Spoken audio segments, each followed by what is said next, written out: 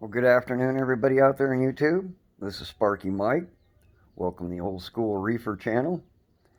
Hope everybody's doing well out there in the middle of this COVID thing.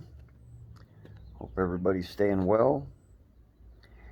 I have bought a AquaMaxx fish food strainer defroster. Available at Marine Depot for like $16. And I have made some modifications to it to make it more hobbyist friendly. So this is kind of a review and or modification to their product. When I got the unit, it had 3 pegs in the bottom of it, which I have cut off with a Dremel tool and ground down flat. So the pegs are missing on the inside. There was 3 of them that kept the plunger from going all the way to the bottom. So if you were doing little portions of food, you couldn't actually do a small portion. You had to put about a half cup of food in here to squeeze the water out. So I wrote a letter, I guess, or email to AquaMaxx and asking them what the deal was and why it had pegs in the bottom and a couple things. So I did some R&D on their unit to make it more hobbyist friendly and for people that don't want to defrost a half a cup or a cup of food at a time, because as you can see, it's rather large. It would be more for a fish store than it would be for a hobbyist. So I've modified it so I could do smaller portions and a whole lot more effective. So like I said, I cut the pegs out of the bottom of this unit, as you can see there.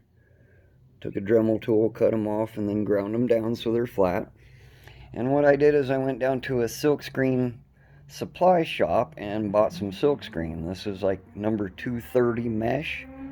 It's actually pretty pliable fabric, and it's fine enough that and pliable that it fits around the inner cup inside the outer cup and prevents blow by and prevents brine shrimp and baby mysis from slipping through the laser cut holes in the press. So by adding this Silkscreen, it not only seals up the outer edge all the way around, but it prevents brine and mysis from blowing through those holes when you press it down.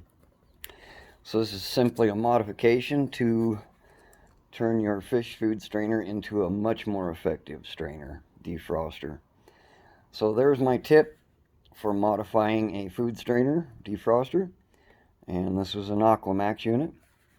So, and you can get Silkscreen by the yard at any Silkscreen supply place. So there's my modification for a killer fish food press.